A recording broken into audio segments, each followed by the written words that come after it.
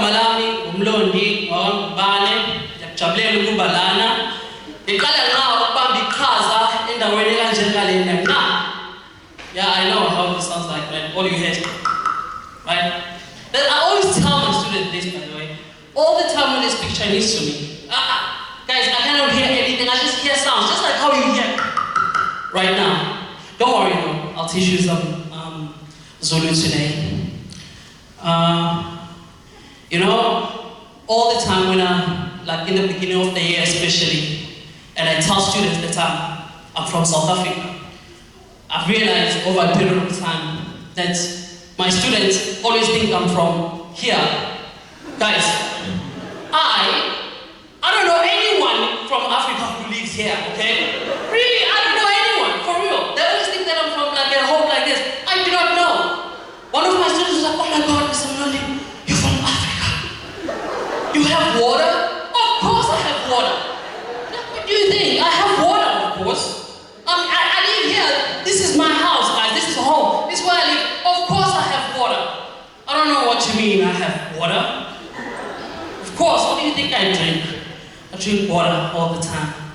Thank you guys for having me. But you know, after some time actually moving here in China, one of the biggest things that I've learned like about myself is that from my Chinese friends, for the most part, they always tell me that I greet too much. Like, you know, I say like hello too much. Even my students say the same thing. I see one of them there. They always say, you know, Mlondi, when we are on the subway, you don't have to say hello to people we don't know. It's different for me, guys. I'm from Africa. You know, I think we have a different understanding of what it means to greet actually. In Zulu, I want you guys to try this. When we say hello, we say sawubona. Yes, that's what we say, sawubona, which means I see you. Do you see how it changes all of a sudden? It's not the same understanding.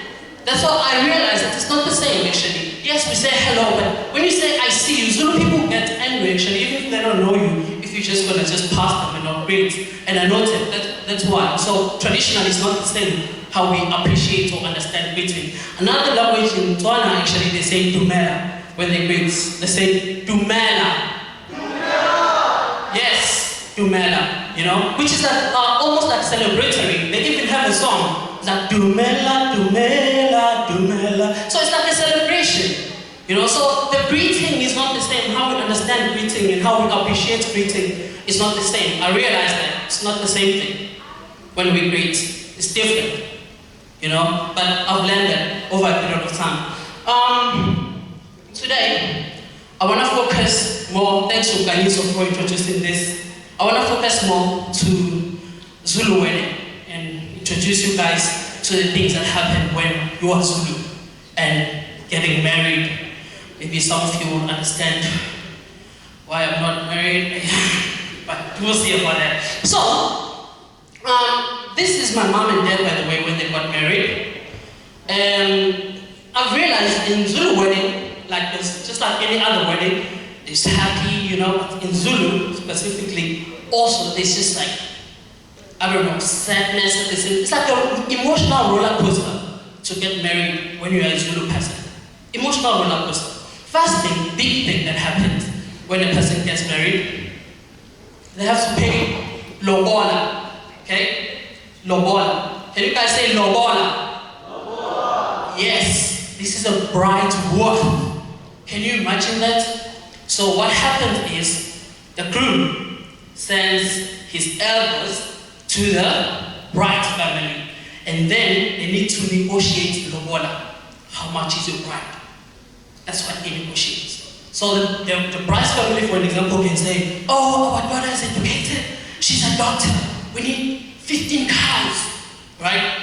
And the groom's like, no, we don't have 15 cows, we have 9, you know? So they negotiate that.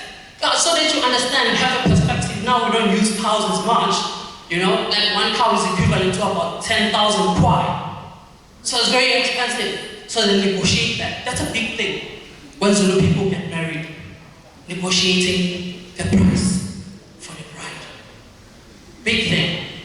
And then, people also, very important thing that happens, when Zulu people get married.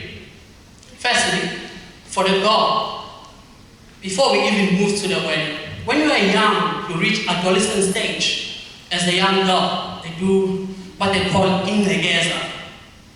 Ingegeza is basically to celebrate how you've grown. Maybe you're like 14, adolescent stage, 15, then they do ingegeza for you. When you turn 21, they do umemulo also for you, which is also to celebrate. Umemulo is very important. Umemulo is like the 21st. They give you a key to say, now you can get married and stuff like that. Very important thing too. That's what happened to you, right? So, for example, if you see here in this picture, that's my dad and that's my grandmama putting money on my mom's head, celebrating her before she gets married. So if, for example, your family didn't do these ceremonies for you, they have to do them before you get married. Very important. So big things that have to happen before you get married, especially for a woman. And then, as time goes, you do also, in a wedding, we have what we call umembeso, which is like the uniting of clans. So this is where now the bride's family has to gift the husband's family, right? The groom's family, give them gifts, exchange blankets. All those things too have to happen. Right? See, this is my family. When they were gifting, they give you a blanket, you have to sleep there, and they put the blankets on you. Very important things too that have to happen. And then hooray, everyone is happy, people get married. Now, the third part about a Zulu wedding, well, I don't know if I should say sad, but just two things that I'm going to tell you that I found very crazy for a wedding. First of those things, we call it ukungwela, sticks fighting. Now, guys, I have seen people go to hospital on a wedding day. Do you see what I mean? Because of this stick fighting. They fight with strong sticks. The sticks are very strong actually, and they have to hit each other with them. Ukungwela. Ukungwela is supposed to be like sparring, but people do get injured in that.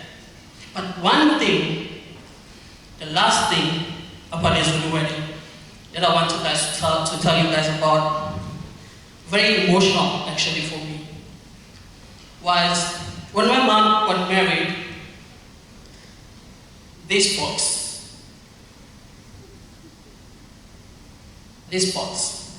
I saw my grandmother packing all her clothes, putting them in the box, shoes, everything you can think of. I asked her, why are you putting my mom's clothes in this box? This box symbolizes the essence of a person, who they are.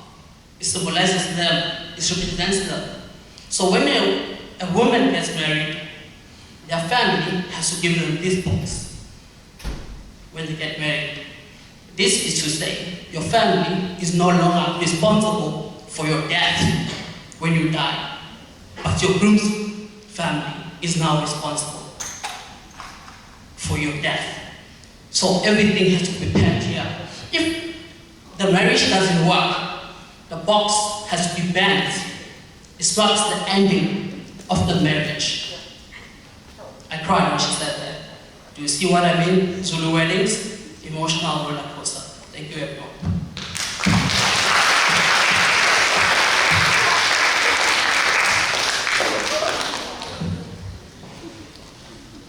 请大家再次以热烈掌声感谢 Mr. Mlondi 通过他的演讲，让我们开始这段新奇的旅程。